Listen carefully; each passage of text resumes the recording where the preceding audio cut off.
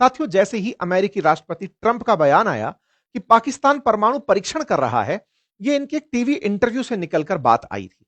अकेले पाकिस्तान का नाम नहीं आया, नाम पाकिस्तान का आया चीन के साथ, रूस के साथ और नॉर्थ कोरिया के साथ। चीन, रूस और नॉर्थ कोरिया समझ में आते हैं कि ये तीनों की तीनों वो देश हैं जो ट्रंप विरोधी हैं, तीनों एक ही खेमे में रहते हैं।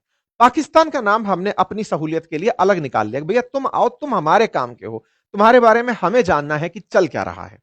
बाय द वे, मैं आपको बता दूं कि ट्रंप का इस बयान के साथ साथ यह कहना कि हमारे पास इतना असलहा है कि हम इस पूरी दुनिया को 150 बार बर्बाद कर सकते हैं, ऐसे में इस तरह की बात कि हमें भी न्यूक्लियर परीक्षण करना है, डाइजेशन से परे ले जाता है। अमेरिका इन दिनों न्यूक्लियर परीक्षण की तैयारी कर रहा है। यह बात निकलकर आती है उस दिन जब आज से 4 दिन पहले मैंने आपको एक सेशन में बताया था कि जब चाइना के राष्ट्रपति शी जिनपिंग के साथ ट्रंप की मुलाकात हो रही थी, तो उस मुलाकात से जस्ट पहले ट्रंप ने एक ट्वीट कर दिया था, या कहिए अपने ट्रुथ पर एक मैसेज कर दिया था और कहा था कि हमको भी अब न्यूक्लियर वेपन के परीक्षण करने होंगे। लोगों को यह समझ नहीं आया था। मैंने इसके ऊपर सेशन किया था कि यूएसए और चाइना की जो ट्रेड डील है, उस ट्रेड डील से जस्ट पहले परमाणु धमकी न्यूज के अंदर आ जाती है। तो परमाणु धमकी का न्यूज में निकलकर आना और ट्रेड डील के लिए इन दोनों का बैठना, उस समय तो लोगों को थोड़ा सा अटपटा लगा था कि यार ये हो क्या रहा है। लेकिन थोड़ा समय बीता तो समझ में आया कि इनकी नस को किसी और ने दबाया है। आपको याद होगा ना, ये सेशन जिसमें मैंने आपको ये जानकारी दी थी, मैंने बताया था, तो साथियों उसी सेशन में मैंने आपको एक जानकारी दी थी कि जिस समय ट्रंप इनकी मुलाकात करने जा रहे थे, उसी समय पर रशिया ने दुनिया में एक नया प्रयोग कर दिया था, जिसके बारे में लोगों ने कभी कल्पना ही नहीं की थी कि ऐसा हो सकता है। रूस ने वो कर दिखाया था। साथियों, रूस ने न्यूक्लियर पावर्ड एक बुरे वेस्तनिक नाम की क्रूज मिसाइल का परीक्षण कर लिया। साथियों, ये बड़ा इंटरेस्टिंग तथ्य है जो मैं आपके साथ में रखना चाहता हूं। असल मायने में जब भी क्रूज मिसाइल्स की बात होती है,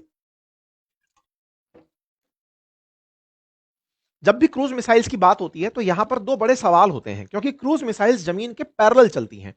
तब वो जब पैरेलल चलती हैं तो उन्हें ग्रेविटी अपनी तरफ खींचकर नीचे गिरा देती है, तो ये ज्यादा लंबी दूरी तक नहीं जा पाते।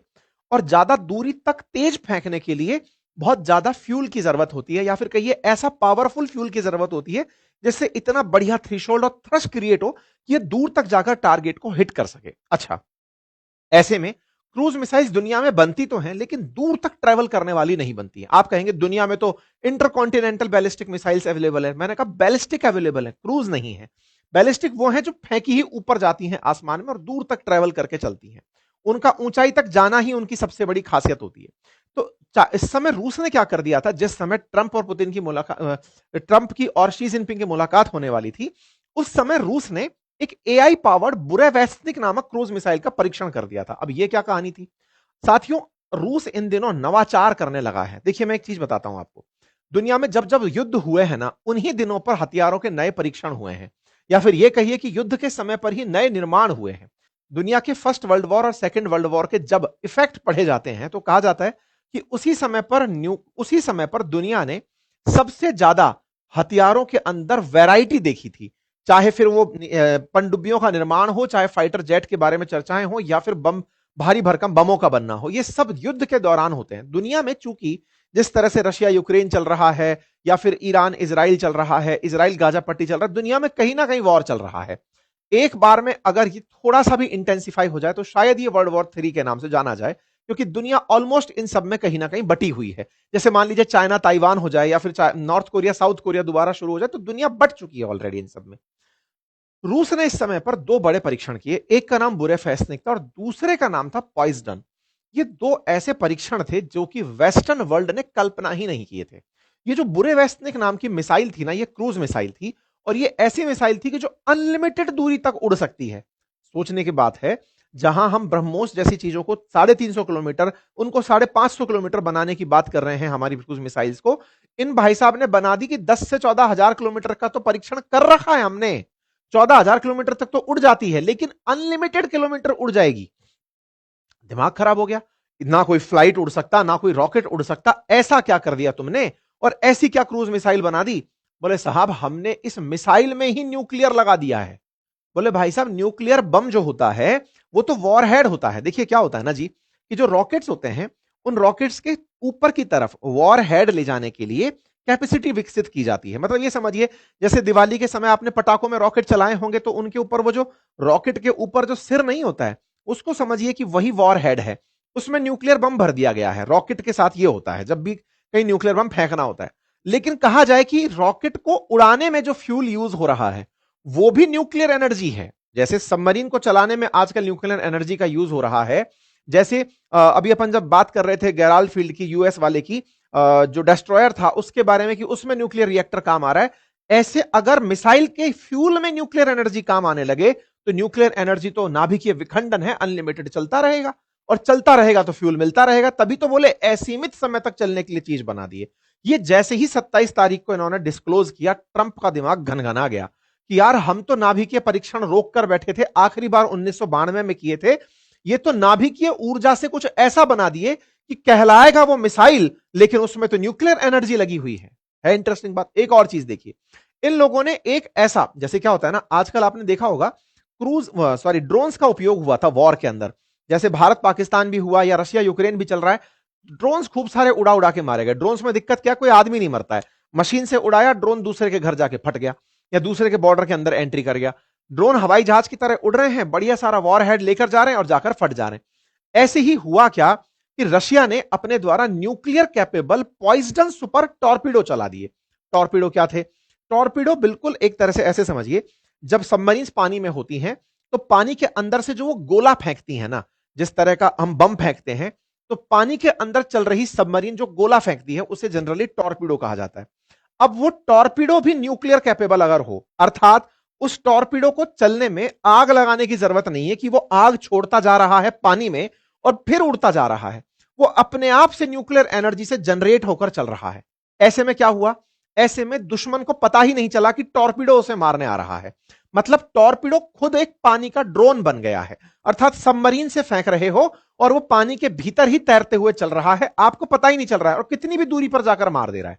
यानी पानी के अंदर टॉर्पीडो ड्रोन की तरह बिहेव कर रहा है, उड़ने वाले की जगह तैरने वाले ड्रोन की तरह। और तो और ये जो परीक्षण किया, ये 1000 फीट से नीचे तक उड़ जा रहा है, मतलब पानी में तैर जा रहा है, जबकि 350 फीट पर जनरली सबमरीन दबने लगती है।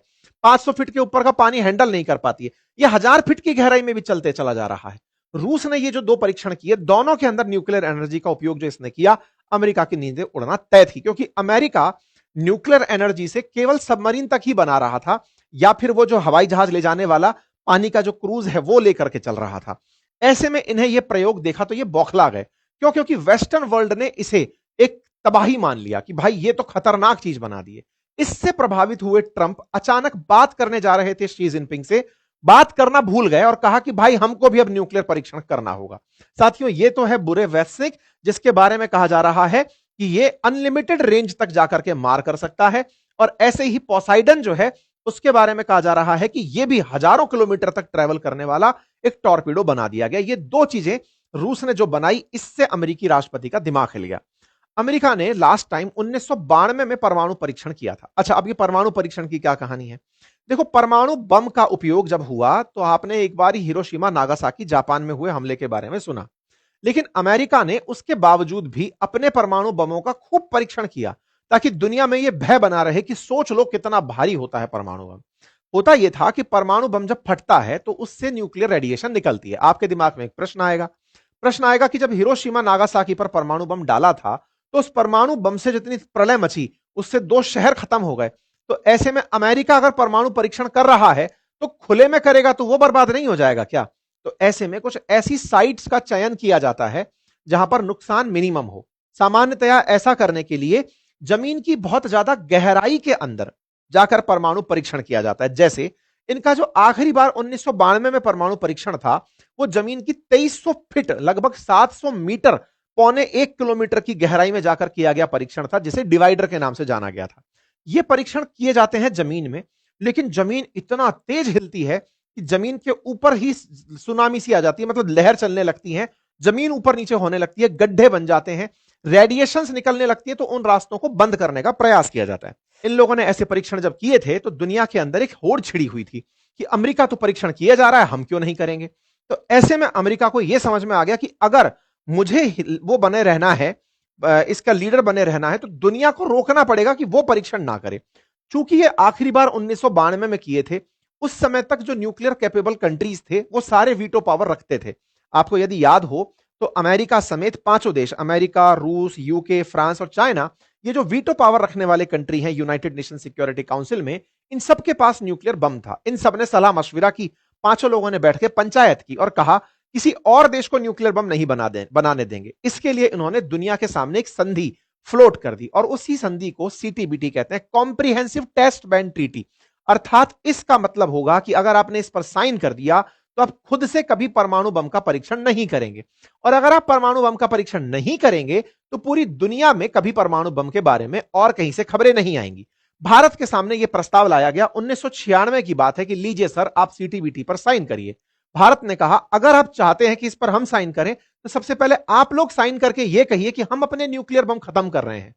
क्योंकि भारत पहले स्माइलिंग बुद्धा के नाम से इंदिरा गांधी जी के समय पर परमाणु परीक्षण कर चुका था, तो हमने कहा हम इस पर साइन नहीं करेंगे। दुनिया के उन सारे देशों ने तो कर दिए जिन्हें भविष्य में न्यूक्लियर बम बनाना नहीं था या फिर आता नहीं था, लेकिन भारत ने जैसे ही इनकार किया तो हमारा बेटा पाकिस्तान भी तैयार हो गया कि हम भी नहीं करेंगे साइन। उधर से नॉर्थ कोरिया बोला हम भी नहीं करेंगे, इजराइल बोला, साउथ सुडान बोला हम भी नहीं करेंगे। भारत ने एक लहर फैला दी कि जब तक पांच पावरफुल कंट्री ये खुद से ये ना कह दें कि हम परमाणु बम नहीं चलाएंगे, हम भी साइन नहीं करेंगे। भारत ने ऐसा कह के सीटीबीटी को अटका दिया। तो कहते हैं कि टेस्ट बैन कराने के लिए इन पांचों देशों ने जो प्रेशर क्रिएट किया था वो भारत की वजह से डिफ्यूज हो गया था। 1998 में अटल जी के कार्यकाल के दौरान जो भारत ने परमाणु परीक्षण किया वो असल में सीटीबीटी को ही डिफ्यूज करने के लिए था कि बेटा तुम्हारा अब काम नहीं हुआ, डिफ्यूज हो गए तुम लोग, काम नहीं चलेगा। भारत ने परमाणु परीक्षण किया था। आप पूछेंगे भारत ने परमाणु परीक्षण अगर किया था तो क्या उसके बाद भी हिरोशिमा नागासाकी जैसी दिक्कतें आई थी क्या? नहीं। भारत ने भी बहुत गहराई में जाकर के परमाणु परीक्षण किया था और उसके बाद उस परमाणु साइट पर गहरे गड्ढे बन गए थे। जब यह गड्ढे की टेक्नोलॉजी नहीं थी, उससे पहले क्या हुआ करता था कि परमाणु परीक्षण जब होते थे, आप देखेंगे नंबर तो अमेरिका 1000 बार परमाणु परीक्षण कर चुका है और हम 3 बार परमाणु परीक्षण कर पाए हैं। सोचकर देखने वाली बात है। अमेरिका ने जो परमाणु परीक्षण किए थे ना, उस समय के परमाणु परीक्षणों में अमेरिका नंबर 1 था, रशिया 715 के साथ नंबर 2 पर था। इन लोगों ने खूब परीक्षण किए दुनिया को बताने के लिए। पाकिस्तान के पास भी परमाणु बम है, यह अमेरिका उस समय भी जानता था और पाकिस्तान से जिस समय यह कंफर्म कर रहा होगा कि हां भाई तुम परमाणु परीक्षण कर रहे हो या नहीं, तो यह अमेरिका से भी सच तो नहीं बोला होगा। आपको याद है कि भारत में जब वो हुआ था, पहलगाम जब हमला हुआ था, तब भारत ने पाकिस्तान के ऊपर ऑपरेशन सिंदूर अप्लाई किया था कि लो जी साहब हम आपको यहां से आगे मजा चखाते हैं कि तुमने हमारे यहां पर आतंकी हमला कैसा किया। लेकिन कुछ रिपोर्ट्स का यह भी कहना है कि भारत ने ऑपरेशन सिंदूर की एक टाइमिंग जो तय की थी वो असल मायने में पाकिस्तान को परमाणु परीक्षण से रोकने के लिए की गई थी। यह भी बड़ी इंटरेस्टिंग कहानी है। देखो क्या हुआ, आप सभी को यह तो मालूम है कि भारत में अप्रैल के अंदर पहलगाम में आतंकी हमला होता है। 22 अप्रैल के दिन भारत उसका बदला लेने के लिए मई का महीना चुनता है। मई का महीना चुनता है और हमारे द्वारा पाकिस्तान के अंदर जहां जहां आतंकी ठिकाने हैं वहां हमले किए जाते हैं। लेकिन उन्हीं दिनों एक न्यूज निकल कर आती है और वो न्यूज क्या थी कि अर्थक्वेक आ रहे हैं। अर्थक्वेक आ रहे हैं 26 अप्रैल के दिन अर्थक्वेक की बात निकल कर आई। अखबार में खबर कुछ इस तरह से छिपी कि कहीं पाकिस्तान ने न्यूक्लियर परीक्षण तो नहीं कर लिया है। ये सारी की सारी जो तस्वीरें हैं न्यूक्लियर परीक्षण से जुड़ी हुई, अर्थक्वेक से जुड़ी हुई, इनकी कहानी समझिए। देखो दुनिया में जब न्यूक्लियर परीक्षण होता था पहले, तो यह माना जाता था कि अगर बम फोड़ने के बाद मशरूम रॉक बन गई, मशरूम रॉक का मतलब क्या होता है कि मशरूम की तरह क्लाउड बन गया, मतलब यहां पर ये ऐसा और इस तरह से इसके ऊपर चीज बनकर के आ गई, तो समझो कि न्यूक्लियर बम है। सामान्यतः क्या होता है, और जो टीएनटी आधारित जो बम होते हैं वो सब जमीन के आसपास ज्यादा फैलते हैं, मतलब आसपास के क्षेत्रों में ब्लास्ट ज्यादा होता है, बड़ा ब्लास्ट होता है। लेकिन न्यूक्लियर बम के बारे में कहा जाता है कि जहां फटता है वहां इतना असर नहीं करता, उसके बाद क्लाउड बड़ा बनाता है। ऐसे मैं आपको कुछ क्लाउड बताता हूं, ऐतिहासिक रूप से देखिएगा। ये सारे के सारे अगर आप स्ट्रक्चर देखें तो ये जमीन है और इसके चारों तरफ इस तरह का क्लाउड है। देखिए ये क्लाउड, देखिए ये इतनी ऊंचाई पर, कितनी ऊंचाई पर, तो एक रिकॉर्ड हुआ करता था अमेरिका के नाम 1954 में कि इसका जो क्लाउड बना था ना वो 34 किलोमीटर की हाइट तक गया था। 34 किलोमीटर का मतलब समझिए कि हवाई जहाज जहां उड़ रहे हैं उससे भी ऊपर क्लाउड चला गया था और इस तरह के बादल आसमान में जाकर बनना शुरू हुए थे। और वो क्लाउड का जो मेजर भाव बना था ना वो 20 किलोमीटर से तो ऊपर जाकर के ही उसकी छतरी बनी थी। मतलब समझकर देखिए कि पूरी दुनिया में अंधेरा छा जाए ऐसा परीक्षण था इनका जिस क्षेत्र में इन्होंने किया था। पहले खुले में परीक्षण होते थे, खुले के लिए बहुत खुली जगह अमेरिका के अंदर भी है। इसी चलते कि किसका मशरूम क्लाउड ज्यादा बना, एक होड़ छिड़ी, इसको तोड़ा फिर रशिया वालों ने। सोवियत रूस हुआ करता था उस समय, तो 1954 में ये इतना बड़ा किए। सोवियत रूस ने 1961 में जो क्लाउड बनाया वो बनाया 60 किलोमीटर पर ले जाकर, इनसे जस्ट डबल उठा करके इनका क्लाउड गया।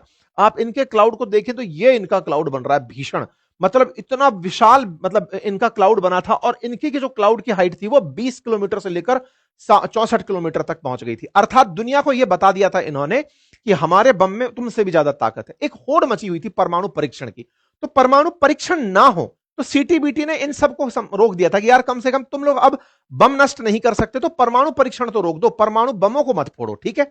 जमीन के भीतर फोड़ना शुरू किया गया। तो कुछ इस तरह के सिग्नेचर्स बनने शुरू हुए, दुनिया में भूकंप आने लगे। भारत ने भी जब परमाणु परीक्षण किया था ना 1998 में पोखरण के अंदर, तो जमीन के अंदर ड्रिल करके इस तरह से परीक्षण किया गया था ताकि जमीन के अंदर ही कोई मोशन बने, वहीं लावा पिघले जो भी हो, लेकिन जब वेव्स बाहर निकले तो उसे बजरी, रोड़ी, प्याज व्याज भर करके उनको यहीं रोक दिया जाए।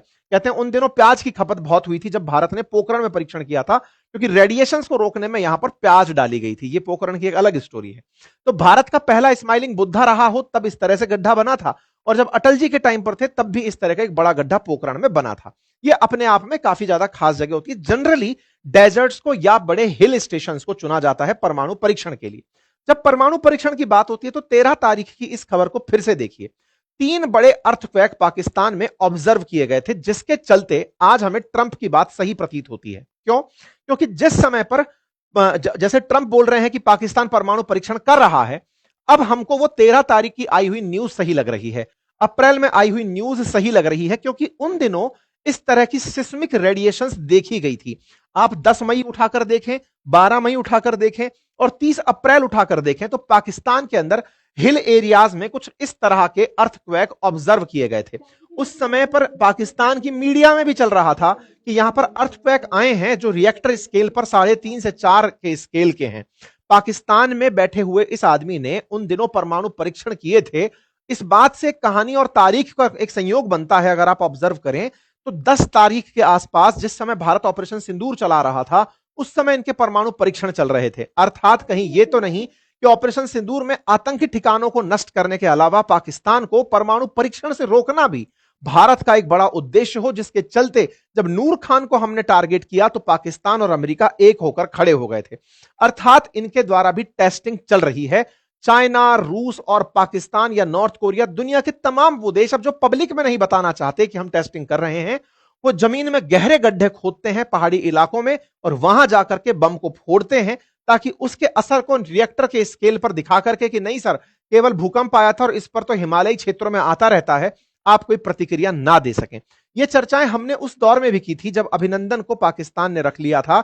हमारे अभिनंदन जब पाकिस्तान में गिरे थे तो भारत ने इनकी तरफ मिसाइलें तान दी थी।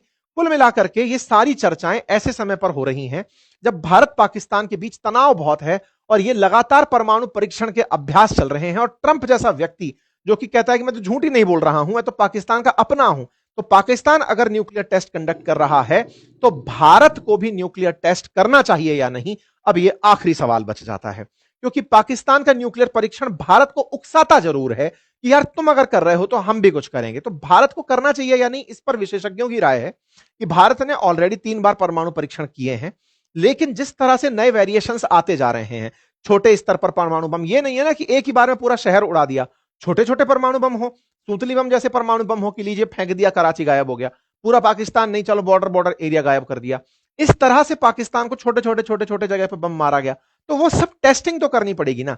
तो जो छोटी मोटी टेस्टिंग है उनके लिए रक्षा विशेषज्ञ अपनी तरफ से राय देते देखे जा रहे हैं कि यदि ट्रंप की जिद अगर परमाणु परीक्षण की है, जो लगातार कह रहे हैं कि मुझे परमाणु परीक्षण करना है, पाकिस्तान भी कर रहा है, रूस भी कर रहा है, चीन भी कर रहा है, नॉर्थ कोरिया भी कर रहा है, तो भारत को भी समय रहते परमाणु परीक्षण की लाइन में उतर ही जाना चाहिए, ताकि हम ये कह सकें कि साहब वो भी तो कर रहे हैं। इस बीच में पाकिस्तान से पूछा गया कि साहब एक बात बताइए, क्या आप वाकई में परमाणु परीक्षण कर रहे हैं? तो एज यूजुअल झूठ बोलने वाला पाकिस्तान बोलता है कि नहीं साहब, हम कोई पाकिस्तान परमाणु परीक्षण नहीं कर रहा, और हमारा तो न्यूक्लियर यूज के साथ साथ टेस्ट को लेकर के भी यही सिद्धांत है कि नो फर्स्ट टेस्ट। अगर भारत परमाणु परीक्षण करता है तो ही हम परमाणु परीक्षण करेंगे, अदरवाइज हम कोई परमाणु परीक्षण नहीं करेंगे। इन्होंने बम चलाने की जगह परीक्षण पे भी डाल दिया कि भारत अगर करता है तो ही हम करेंगे। तो कुल मिलाकर के पाकिस्तान की तरफ से जवाब तो आया है, लेकिन ट्रंप साहब का क्या करें, जो कि अपनी तरफ से खबरें देकर चले गए। कुल मिलाकर के पाकिस्तान अगर ये सच में कर रहा है तो भारत को एक्शन लेने की जरूरत है। दुनिया में परमाणु बम के कई और प्रयोग अब जो हो रहे हैं, जो कि अभी पुतिन ने करके दिखा दिए, शी जिनपिंग जो गुप्त रूप से कर रहे हैं, दुनिया में फिर से होड़ तो मच चुकी है, अर्थात सीटीबीटी की कोई प्रासंगिकता नहीं बची है। आप लोग इस विषय पर क्या सोचते हैं, अपनी राय जरूर कमेंट बॉक्स में दीजिएगा।